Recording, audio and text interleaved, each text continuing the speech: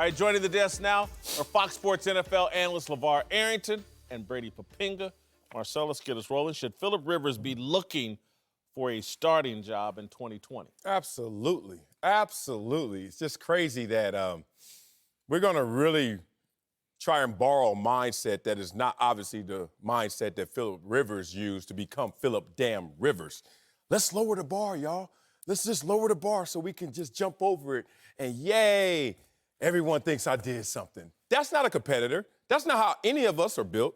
We want to go out there and find the challenges, the greater challenges, the better, and then we're going to try and accomplish that. And what he's suffering from is just trajectory and the issue that statistics have with your trajectory. And I always talk about this to young players. I'm like, look, I know you want to be good. I know you want to be great, but timing matters as well. If you start off on the scene and get 13 sacks your rookie year, ooh, you set yourself up for failure going forward, right? Versus a guy who gets 3, 7, 11, 13. We're looking at him differently versus 13, 11, 7, 3. Same damn dude probably, but we look at you differently. How come Phillip Rivers just didn't have a bad year? Oh, because he's 38 Yes. and had a bad year. So the equity you have as Phillip Rivers, who has the second most starts in NFL history at the quarterback position, 224, so he's available, he's durable, and the fact that he's been a borderline, if not Hall of Fame talent, doesn't get to buy him one off season in terms of still believing in him as a starting quarterback, because trajectory matters. You borrow from his birth certificate, applied it to his stats of last year, and say he's done. He's a bum. And to me, that's not how I analyze prospects. I say where you are, not in a relative scope, but in an absolute sense. I'm going to say this. This last year was not an aberration. When you look since 2015, he failed in quarterbacking 101, which is, okay, first and foremost, you got to take care of the football. He was the worst since 2015 turning over the football. 76 interceptions, 88 giveaways. That's his second most. But Well, you add them together, I'm going to just go for it. you act like Jameis Winston doesn't play. I'm telling you Did right Jameis now. Winston retire? But let me tell you this. No, I'm going to tell you that the question, he absolutely, like you said, should look for a starting job because his ego will not allow him to take a backup role. There's no way. And ability. Okay? Ego. But he is no way a starting caliber quarterback. So there's only really one place for him to end up. Fishing down in Florida. Catching those bass. Retirement. This guy, I'm telling you, I would not entrust my teams, even a young quarterback like Dak Prescott, I know that was brought up, I would not entrust him in that situation. I do not believe he would be there for the right intentions. But the biggest thing is I would not entrust my franchise with him where he's currently at. Because when he was with the Chargers, oh my goodness. What? They gave him year after year of, okay, that was just an aberration. Oh, okay, you'll do better. And lo and behold, finally they say we got to cut the cord and move on. A starter is a starter until a starter isn't a starter. No more, no more, no more. Hit the road. He got cut. He just got cut, but Or he's not still a starter. He's Yeah. coming off of a starter's role. No, he's starting. I think you look for a starting. So yes, he still should be looking for a starting job. But here's the caveat: wherever he ends up going, he should be looking to compete.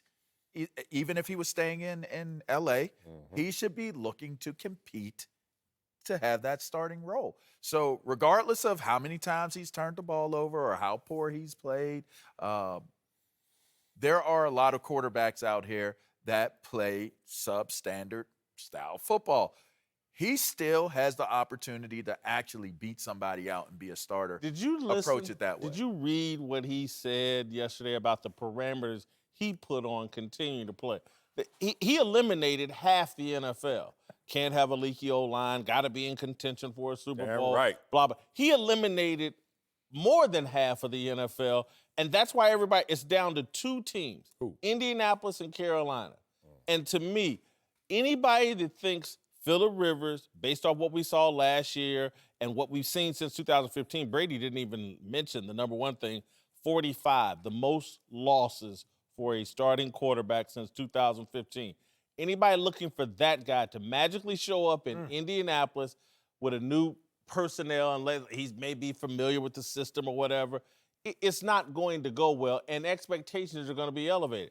Carolina, to me, is clearly, with the retirement of Luke Kuechly, perhaps moving on from Cam Newton, they're clearly in rebuilding mode. They're not winning a Super Bowl next year, and I'm not even that sure about their offensive line. So that really doesn't make sense, and that's why I say, go find you a smart, if you want to continue to play, go find you a smart backup position where you might be able to come in at the end or at some point and unveil a cape and be a hero. Carolina, not to go, jump no, on do you but jump? Carolina could be an interesting landing place for him because that's where he played his college ball as well.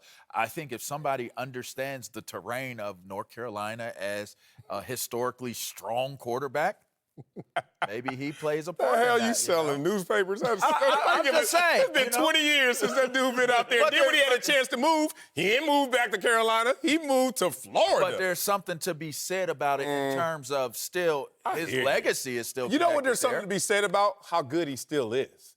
Now, everybody's talking about Tom Brady going to Dallas as a starter. Maybe Dak Prescott moves on. Tom Brady last year had a worse season than Phillip Rivers, and Phillip Rivers was disgusting. Whoa. Do y'all want to look at the quarterback? I just heard Do blasphemy. y'all want to Oh my look God, at the quarterback ratings? Because I do.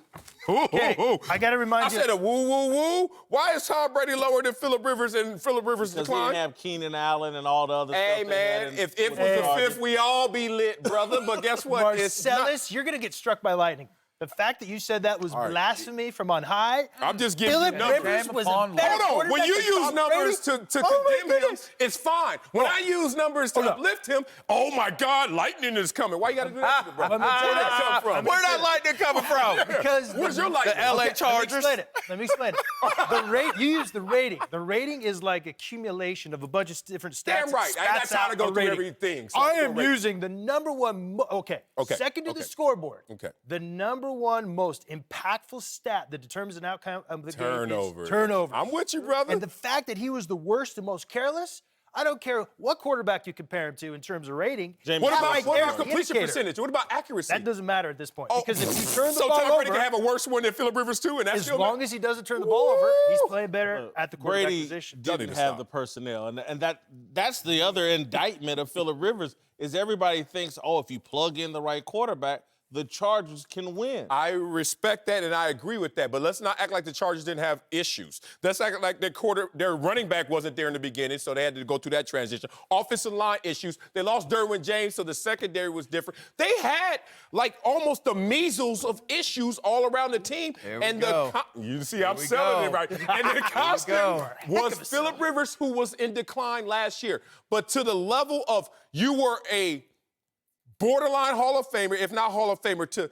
one bad year, you are now a backup? Come on, man, I can't go that far. It happens to a lot of people. I want to move on, Brady, because we don't have a lot of time. Oh, Brady. Listen, I think as strategy, this would be smart by Dallas to try to lure Phillip Rivers. Again, Michael Irvin's talking about playing hardball and things getting ugly with Dak. Go sign you a veteran quarterback as a backup. That's really playing hardball. Big dog, I don't know this answer. You ever met Phillip Rivers? No. Okay, I could tell. Phillip Rivers is about that life. In a meeting room with $218 million sitting there, with the confidence, belief, and the chatter that Phillip Rivers loves to go out there and participate in. You imagine in that meeting room when Dak is getting the red laser on him and Phillip Rivers is like, I got something to say about that. But I'm going to say that in private. But when we go on that field, it's for public display. Dak throws one interception. People are eating their popcorn looking like, ain't that Phillip Rivers on the sideline? I ain't going to say nothing yet, but wait. He throws another pick in the same game. Reverse. And guess what? Most backup quarterbacks diffuse that. Oh, you know what? I'm just going with the team and all that. Phillip Rivers would add a little gas to that, and his legacy Would he would be add more pumping? gas. He'd be like, Fill up. I think it would, You know it. it would be doomsday if you put Phillip Rivers and all that he has in him and what he's accomplished on that sideline. There's no question about it because what I learned about playing against Phillip Rivers is he was extremely petty. And I saw that in his trash talking. And what that meant to me is he enjoyed getting stats, breaking records more so than just winning games, which you can look at his whole career. I mean, he hasn't won a lot. He's sure put up a lot of stats. Damn, which Brady. only goes to show you where his focus is. Light. So I'm just telling you right now. I'm just telling you right now. What? I mean, if you got a guy that cares more about stats than winning games with a young quarterback who you're trying to impress, hey, this is how you play football, that's a bad recipe. Good point. I think there's a develop a ton of quarterback. leverage if you're able to get Phillip Rivers to come to Dallas and on different levels. But just quickly, Phillip Rivers would come in and compete for that starting job. If they could sell him on coming in to compete for the starting job, but being okay as a backup if he doesn't get it, I think it makes for some interesting times. Well, and I do think that competition may push Dak to another level. And if it does push Dak to another level, you can then try to move Phillip Rivers to a quarterback-needy team, at some point during the season. Look, Phillip Rivers, talking about he hasn't won. 14 wins, 13 wins, 12 wins, 11 wins, 8 winning seasons. 4 losing. How many in total? Look, how many can total? we- How many Eli Manning, who I respect. Wait, how many Shout total? out to Eli Manning. Saw him at the Super Bowl, how my many dog. total seasons did he play again? I'm just saying he has a better win percentage than Eli Manning. So half of his time he won, and half the time No, he won more. He actually Eli got 122. 2 more Super Bowls. I and didn't Super ask you Super for Bowl all that. MVP. I'm just talking about that's a team It's a accomplishment. hard comparison That's a to team make there, accomplishment. though. But Phillip Rivers is a winning quarterback. He still has something left in the tank. To put him in a backup position, it must be a likability conversation because I don't understand how he played himself into a backup. You know how hard it is to make a team, let alone make a name on the team. That doesn't get taken away easily. One bad year for Phillip Rivers, all of a sudden we throw it away? Not me. We got to go, Brady. Go for it. Thanks for watching. Subscribe here to get the latest from the show. And be sure to check out more of the best clips from Speak For Yourself or go watch a few segments from our other shows on FS1.